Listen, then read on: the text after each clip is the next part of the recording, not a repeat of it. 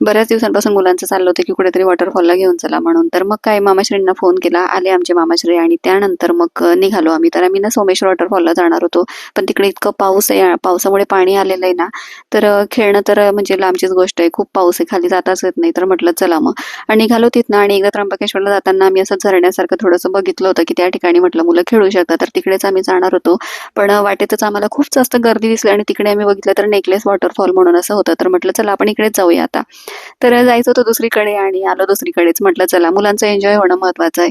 तर इकडे पोचलो आणि छान इकडे असं वॉटरफॉल वरनं येतो, वरती पण जाता येतं आपल्याला. आणि खालच्या बाजूला असं काही पाणी वगैरे आहे त्या ठिकाणी. छान असे छोटे छोटे झरणे आहेत, खूप छान वाटतं. आणि निसर्गाच्या सानिध्यात तर नेहमीच छान वाटत असतं आणि आपल्याला अगदी मन प्रसन्न होऊन जातं तो निसर्ग बघून. तर बऱ्याच वेळ मुलांनी इकडे एन्जॉय केला आणि या लॉंग व्हिडिओ पण मी अपलोड करणार आहे, तो नक्की जाऊन बघा तुम्ही उद्या. आणि चला आजच्या व्हिडिओमध्ये एवढाच. व्हिडिओ थोडा पण आवडला असेल तर लाईक शेअर आणि सबस्क्राईब करायला विसरू नका. भेटू पुढच्या व्हिडिओपर्यंत. बाय.